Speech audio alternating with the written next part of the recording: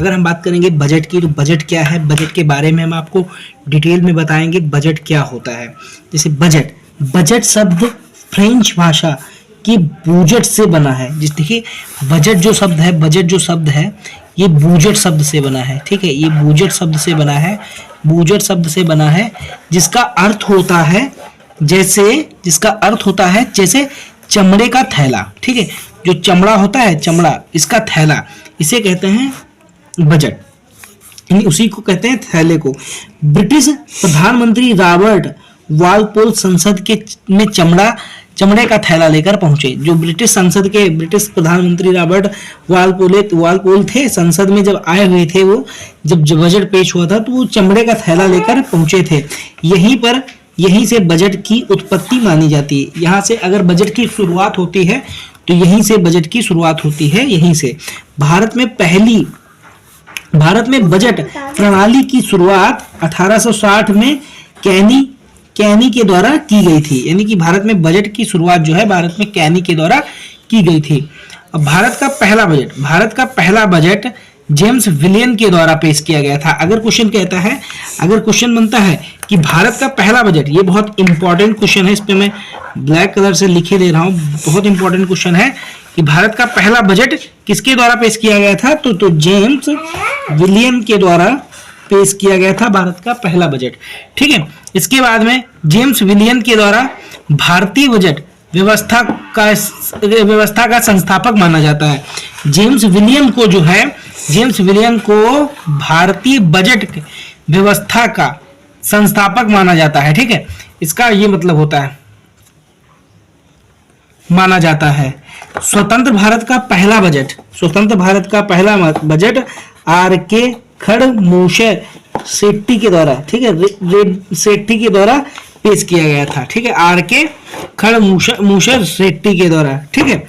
और गणतंत्र भारत का पहला बजट, अगर बात करते हैं गणतंत्र भारत का पहला बजट जो थे जॉन मैथाई के द्वारा पेश किया गया था, जॉन मैथाई के द्वारा पेश किया गया था भारत का पहला बजट। सबसे अधिक बार मोरारजी देसाई ने बजट पेश किया, लगभग 10 बार। अगर बात करते हैं सबसे अधिक बार किसने बजट पेश किया था, तो मोरारजी देसाई ने बजट पेश किया था, लगभग 10 बार। इन्होंने 10 बार सबसे ज्यादा बजट पेश किया। 1924 में,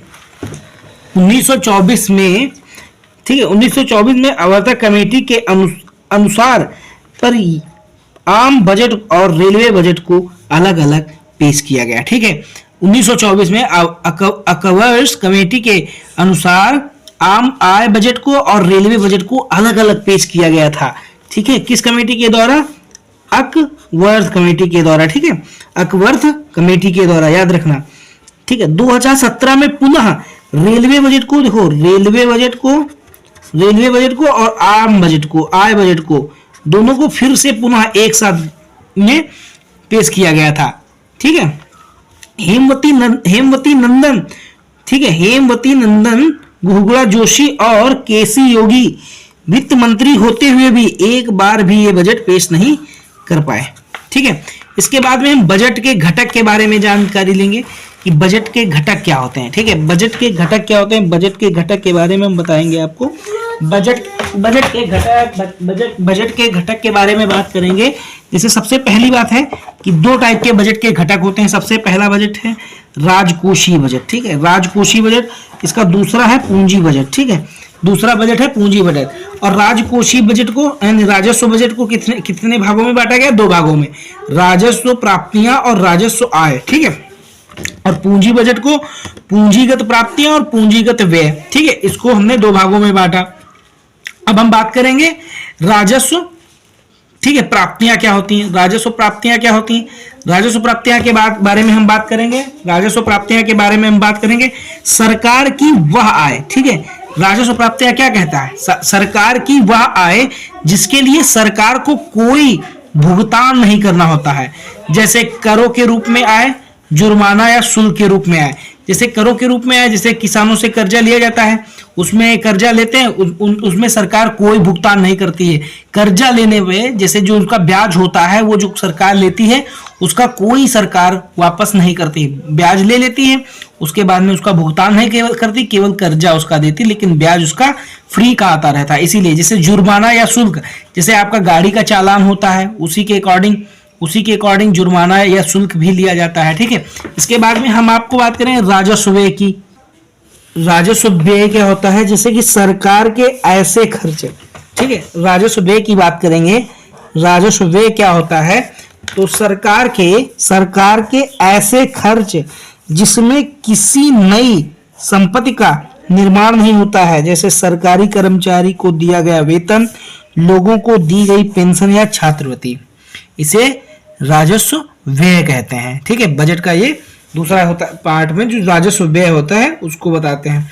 इसके बाद में पूंजीगत प्राप्तियां, जो राजस्व कहते हैं पूंजी, बजट में जो पूंजीगत प्राप्तियां हैं जो अभी दिखाया था 2 भाग में, उसमें पूंजीगत सरकार की ऐसी आई जिसमें सरकार की संपत्ति कम होती या क्षति है, जिसे विनिवेश यानी निवेश कहते हैं। ठीक है, विनिवेश कहते हैं। ठीक है, उसके बाद में पूंजीगत व्यय, सरकार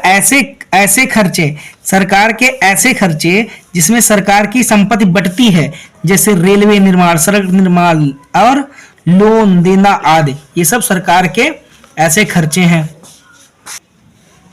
और उसके बाद में राजकोषीय घाटा, जैसे अगर राजकोषीय घाटा हमें निकालना होता है तो सबसे पहले क्या करना पड़ता है, कुल व्यय माइनस करना पड़ता है कुल प्राप्तियां से। जितना व्यय हुआ यानी कि जितना लागत लगी उसमें से जितना प्राप्त हुआ है उससे हमें कुल व्यय राजकोषीय घाटा निकल आता है। जैसे हमें 20,000 रुपए का व्यय करना था, 20,000 रुपए का व्यय करना था और प्राप्तियां हुई हैं हमें 18,000 की, तो इसमें से घटा देंगे तो कितना बचेगा, 2,000 बचेगा। ये हमारे राजकोषीय घाटा निकल के आ जाता है इससे। ठीक है, इसे राजकोषीय घाटा कहते हैं। ठीक है, ऐसे घाटा राजकोषीय घाटा निकल आता है। इसके बाद में कुल व्यय कैसे निकालते हैं, कुल व्यय जिसे कैसे निकालेंगे, हमारा कुल व्यय कितना हुआ यानी कितना प्रॉफिट हुआ, तो कुल व्यय का होता है राजस्व व्यय प्लस पूंजीगत व्यय, और कुल प्राप्तियां में राजस्व प्राप्तियां और प्लस पूंजीगत प्राप्तियां, इनसे हमारा ये दोनों निकल आता है। अब इसके बाद में राजस्व घाटा हमने बताया, राजस्व व्यय माइनस राजस्व प्राप्तियां और इसका प्राथमिक घाटा हमारा होता है राजकोषीय घाटा माइनस ब्याज। ठीक है, इससे हमारा ये निकल के आता है। ठीक है, दोनों निकल के आते हैं। प्रभावी राजस्व घाटा माइनस अनुदान। ठीक है, राजस्व घाटा या अनुदान। इसके बाद में उम्मीद करता हूं आपको यहां तक के सब सारी चीजें समझ में आई होंगी। आपको अगले वीडियो में एंगल का सिद्धांत, लाफर वृत्त और लेफर वृत्त और बजट के प्रकार जो भी हम आपको बताएंगे, और फिर उसके अगले वीडियो में आपको नीति आयोग, ये सब आपको हम बहुत अच्छी तरीके से बताएंगे। उम्मीद करता हूं आपको बहुत अच्छी तरीके से समझ में आएगा। अगर वीडियो हमारा अच्छा लगा हो तो चैनल को सब्सक्राइब करें और कमेंट में जरूर बताएं कि आपको वीडियो कैसा लगा और कहां से देख रहे हैं वीडियो। जय हिंद, जय भारत।